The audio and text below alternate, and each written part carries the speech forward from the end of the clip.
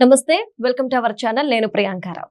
జోగి రమేష్ గారికి కల్తీ మద్యం కేసులో 83 రోజుల తర్వాత బెయిల్ వచ్చింది. బెయిల్ నుండి బయటకు వచ్చిన వ్యక్తి నుండి ఎవరైనా ఏం ఎక్స్పెక్ట్ చేస్తారు? నేను ఈ తప్పు చేయలేదనో, లేదంటే జరిగిన దానికి క్షమాపణ కోరుతానో, ఈ విధంగా లేదా జైల్లో సంఘటనల్ని వివరించడం చేస్తారు. కానీ జోగి రమేష్ గారు మాట్లాడిన తీరు, బెదిరింపుల ధోరణి చూస్తే ఇంకా వీళ్ళు మారలేదా అనే అనుమానాలు వ్యక్తమవుతున్నాయి. నేరుగా చంద్రబాబు లోకేష్ కి వార్నింగ్ ఇస్తూ, సవాల్ చేస్తూ, భార్యా బిడ్డలు లేరా మీకు అంటూ సిట్ అధికారుల్ని ప్రశ్నిస్తూ, పోలీసుల్ని భయపెడుతూ ఆయన చేసిన వ్యాఖ్యల్ని మనం ఎలా చూడాలి అనేది తెలుసుకుందాం. మనతో మాట్లాడడానికి ప్రముఖ పొలిటికల్ అనలిస్ట్ అప్పసాని రాజేష్ గారు ఉన్నారు. ఆయన అడిగి తెలుసుకుందాం. నమస్కారం సార్. అంటే జోగి రమేష్ గారు సిట్ అధికారులను అడిగారు, మీకు భార్య బిడ్డలు లేరా, మీకు కోర్టులో శిక్ష పడుతుంది, చంద్రబాబుకి మీరు తొత్తులుగా మారారా, లోకేష్ కు తొత్తులుగా మారారా అంటూ పోలీసులను మాట్లాడడం.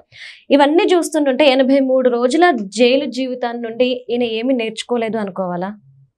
ఇప్పుడు వాస్తవంగా జోగి రమేష్ మాట తీరు, వాస్తవంగా అతను 2009లో కాంగ్రెస్ పార్టీ నుంచి శాసనసభ్యుడిగా నెగ్గి 2014 వరకు తను శాసనసభ్యుడిగా కొనసాగిన రోజుల్లో, ఆ రోజుల్లో శాసనసభ్యుడిగా కొనసాగుతూ ఉన్న దేవినేని ఉమా గారిని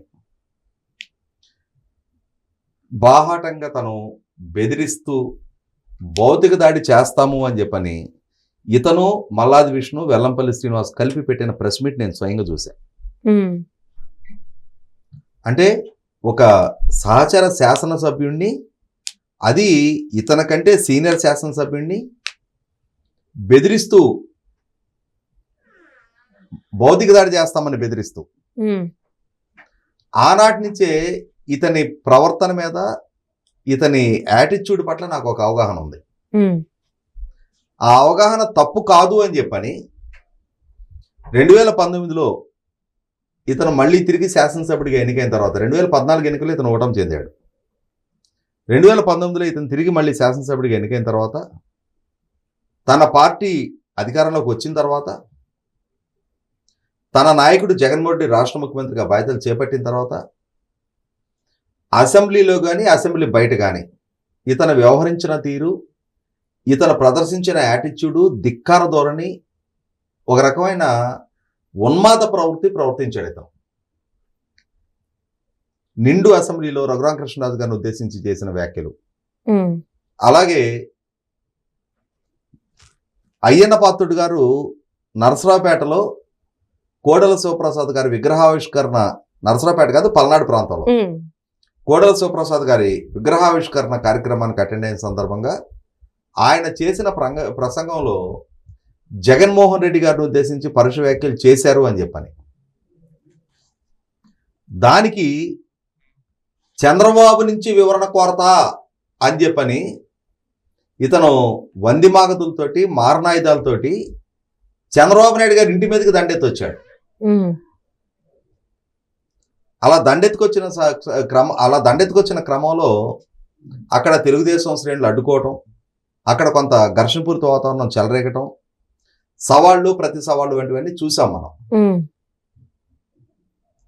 ఇటువంటి వైఖరి ప్రదర్శించినందుకు, చంద్రబాబు ఇంటి మీద వరకు వెళ్ళి సవాలు విసిరినందుకు గాను బహుమతిగా జగన్మోహన్ రెడ్డి గారు తనకి 2022 ఏప్రిల్లో జరిగిన మంత్రివర్గ పునర్వ్యవస్థీకరణలో ఏకాఏకన మంత్రి పదవి ఇచ్చాడు.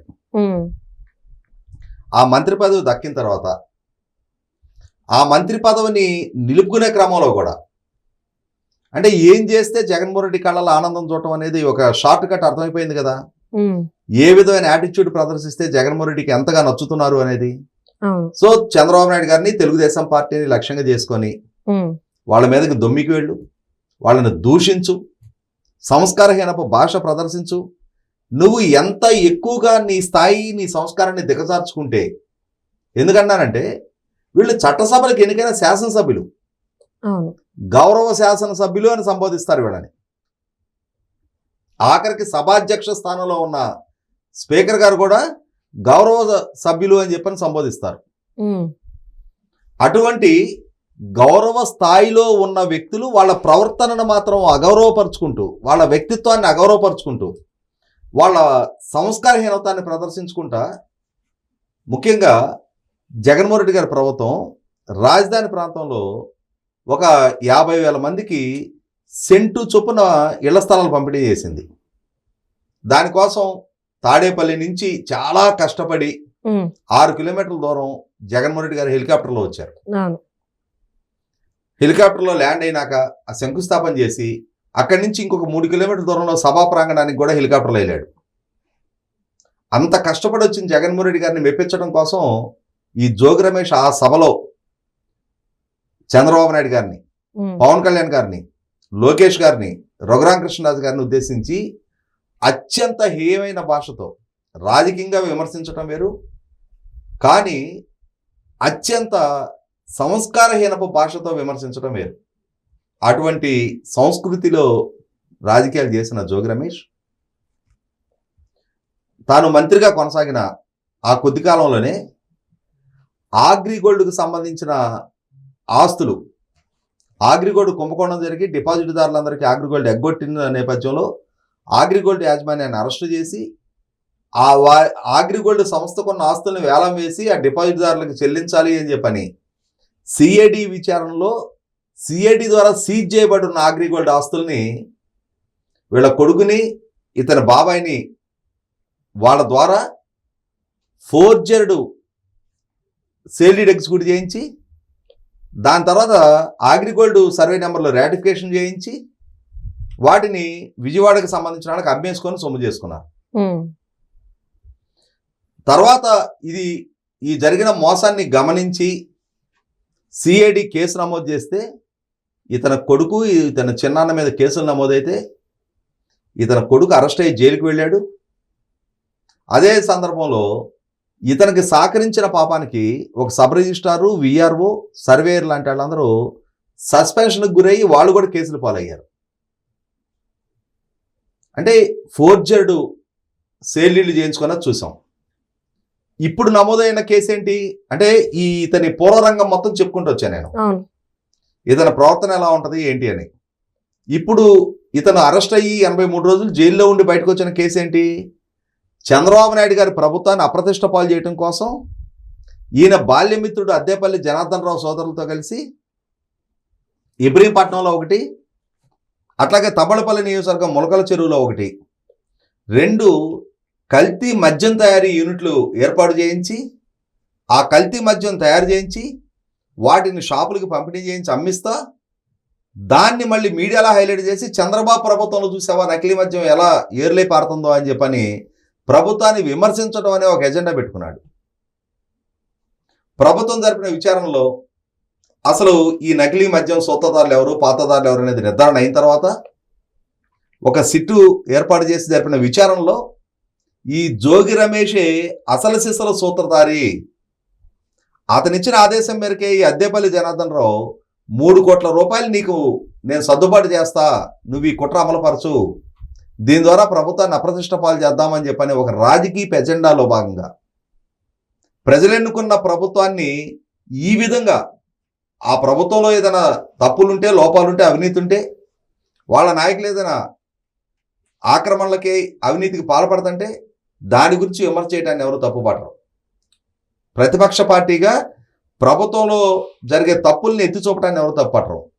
కానీ దానికోసం ప్రభుత్వం చెయ్యని తప్పులు వీళ్ళు చేసి దాన్ని ప్రభుత్వానికి ఆపాదించి తద్వారా ప్రభుత్వాన్ని అప్రతిష్ట పాలు చేయాలి అని అంటే 5 కోట్ల మంది ప్రజలు ఏరుకోరి తెచ్చుకున్న ప్రభుత్వాన్ని వీళ్ళు కుట్రలతోటి, కుయుక్తులతోటి, నేరపూరిత చర్యలతోటి వీళ్ళు అప్రతిష్ట పాలు చేసే ప్రయత్నం చేస్తూ ఉన్నప్పుడు 100కి 100 రూపాయలు అది అసలు నేరం. పైగా అద్దేపల్లి జనార్దన్ రావుకి ఇతనికి మధ్య జరిగిన ఆర్థిక లావాదేవీలు ఇది 2024లో ఎన్డీఏ కూటమి ప్రభుత్వం అధికారంలోకి వచ్చిన తర్వాత మాత్రమే మొదలైన ప్రక్రియ కాదు. జగన్మోహన్ రెడ్డికి ప్రభుత్వ హయాంలో వీళ్ల కుటుంబ యాజమాన్యంలో ఉన్న బారుల్లో కూడా ఈ నకిలీ మద్యం తయారు చేయించి దాన్ని అమ్మారు అని చెప్పని నిర్ధారణ అయింది. సుమారుగా 1,25,30,00,000 రూపాయలు అద్దేపల్లి జనార్దన్ రావు నుంచి ఈ జోగి సోదరులకి ట్రాన్సాక్షన్స్ జరిగిన స్పష్టమైన సాక్ష్యాధారాలు సిట్ సేకరించింది. వీటన్నిటి నేపథ్యంలో ఇతను అరెస్ట్ చేశారు, ఇతని తమ్ముని కూడా అరెస్ట్ చేశారు, అద్దేపల్లి సోదరులను ఇద్దరిని అరెస్ట్ చేశారు. ఇప్పుడు 83 రోజుల తర్వాత బెయిల్ తీసుకొని బయటకు వచ్చారు. ఈ అరెస్ట్ చేసే ముందు కూడా విజయవాడ అమ్మవారి గుడి దగ్గరికి వెళ్ళి అక్కడ నేను ప్రమాణం చేస్తున్నా, నువ్వు ప్రమాణం చేస్తే ఈ జరిగిన తప్పు అంటే ఈ తప్పుకి దేవత దగ్గర దేవాలయం దగ్గర ప్రమాణం చేస్తే ఈ జరిగిన నేరం అంటే కేసు తీసేస్తారా? ఇవాళ నీ మీద ఒక కేసు వచ్చింది, నీ ప్రమేయాన్ని నిర్ధారించే సాక్ష్యాధారాలు ఎదురుగా పెట్టి విచారిస్తా ఉన్నారు, స్పష్టమైన డాక్యుమెంట్ ఎవిడెన్స్ సంపాదించారు. నువ్వేం చెప్పావు? అసలు అద్దేపల్లి జనార్దన్ ఎవరో నాకు సంబంధం లేదన్నావు. మరుసటి రోజుకి నీకు అద్దేపల్లి జనార్దన్ ఉన్న సాన్నిధ్యాన్ని నిర్ధారించే ఫోటోలు బయటకు వచ్చినాయి. నీకు అద్దేపల్లి జనార్దన్ మధ్య జరిగిన వాట్సాప్ చాటింగ్ బయటకు వచ్చింది. నీ ఇంటికి అతను వచ్చి నేను కలిసినట్టుగా సీసీటీవీ ఫుటేజ్ బయటకు వచ్చింది. చివరికి వాళ్ళ సోదరులకి మీ సోదరులకి మధ్య జరిగిన ఆర్థిక పరమైన లావాదేవీలకు సంబంధించిన సాక్ష్యాధారాలు కూడా, ట్రాన్సాక్షన్ హిస్టరీ బయటకు వచ్చింది. ఇవన్నీ వైట్కు సంబంధించిన ట్రాన్సాక్షన్స్. ఇంకా నగదు రూపంలో జరిగిన నల్ల డబ్బు మార్పిడి ఎంత జరిగిందో. కాబట్టి ఇక్కడ నేరంలో భాగస్వామి అయ్యింది, నేరాన్ని చేయించి ప్రోత్సహించి దాని నుంచి లబ్ధి పొందిన నెపం మీద సాక్ష్యాధారాలతోటి వాళ్ళ జోగి రమేష్ అరెస్ట్ జరిగింది. 83 రోజులు జైల్లో ఉన్నాడు. న్యాయస్థానం అంతిమంగా అతనికి బెయిల్ ఇచ్చింది. ఆ బెయిల్ తీసుకొని బయటకు వస్తా మళ్ళీ ప్రభుత్వానికి సవాలు విసరటం, మళ్ళీ అదే దుందుడుకు స్వభావం. అంటే అప్పుడెప్పుడు తాము అధికారంలో ఉన్న సందర్భంలో చంద్రబాబు నాయుడు గారి ఇంటి మీదకి వెళ్ళి తొడగొట్టాం కాబట్టి ఇవాళ కూడా అదే ప్రయత్నాలు చేద్దాం, అదే విధంగా బెదిరిద్దామని అనుకుంటే ఇవాళ బెదిరించడం నీ వల్ల కాదు. ఆ రోజులాగా ఇవాళ కూడా చంద్రబాబు నాయుడు గారి ఇంటికి వచ్చి సవాళ్ళు విసురుతానంటే ఈపు బద్దలుగా చెట్లు కొట్టేస్తారు. ఆ రోజు నీ ప్రభుత్వం, నీ పోలీస్ డిపార్ట్మెంటు ఆ రోజు నీకు అడుగులకు మడుగులెత్తి నువ్వు ఏ అరాచకాలకు పాల్పడ్డా, ఏ దాడుల దౌర్జన్యాలకు పాల్పడ్డా, ఏ కుంభకోణాలకు పాల్పడ్డా ఆ ప్రభుత్వ హయాంలో నిన్ను సహించారు, భరించారు.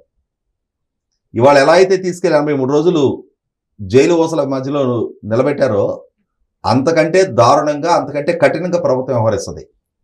కాబట్టి నీ స్థాయి ఏంటనేది తెలుసుకొని నీ హద్దులకు లోబడి నువ్వు ఏదైనా వ్యాఖ్యలు చేస్తే సరిపోద్దు తప్ప న్యాయస్థానంలో బెయిల్ దక్కింది కదా అని చెప్పని ప్రభుత్వాన్ని ధిక్కరిస్తా, లేదు సమాజంలో విద్వేషాలు పెంచే వ్యాఖ్యలు చేస్తానంటే నాకు తెలిసి న్యాయస్థానం ఈ కేసుల గురించి నిన్ను బయట మీడియాలో మాట్లాడొద్దని ఆదేశాలు ఇచ్చి ఉండొచ్చు. చంద్రబాబు నాయుడు గారికి బెయిల్ దక్కిన రోజున ఆయన్ని ఊరేగింపులు చేయొద్దని చెప్పని ఆయనకు ఆదేశాలు ఇచ్చారు. ఆయన దాన్ని పాటించి రాజమండ్రి జైలు నుంచి ఉండవల్లి ఇంటికి వచ్చే వరకు కూడా ఆయన కారు సీట్లో నుంచి కిందకు కూడా కాలు బయట పెట్టాల. లక్షలాదిగా అక్కడి నుంచి ఇక్కడి వరకు ప్రజలు ఆయనకి నీరాజనాలు పలుకుతా ఆయన వాహనానికి అడ్డొస్తున్నా కూడా ఆయన మాత్రం ఎటువంటి న్యాయస్థానపు ఆదేశాలను ధిక్కరించకుండా యథావిధిగా తన ప్రయాణాన్ని కొనసాగించారు. కానీ నువ్వు నిన్న ఈ ఊరేగింపులు అడ్డుకోబడిన పోలీసు అధికారి మీద, ఏసీపీ గారి మీద నువ్వు ప్రదర్శించిన జులుం చూసిన తర్వాత నేనైతే ఖచ్చితంగా ఇతను బెయిల్ కండిషన్స్ ఉల్లంఘన బేస్ చేసుకొని ఇతను బెయిల్ రద్దు చేయమని చెప్పని న్యాయస్థానాన్ని అప్రోచ్ అవుతా. ప్రభుత్వ పరంగా, పోలీస్ డిపార్ట్మెంట్ పరంగా ఏం చర్యలు తీసుకోబోతున్నారో కొన్నాళ్ళు వేచి చూద్దాం. Right. Thank you so much sir.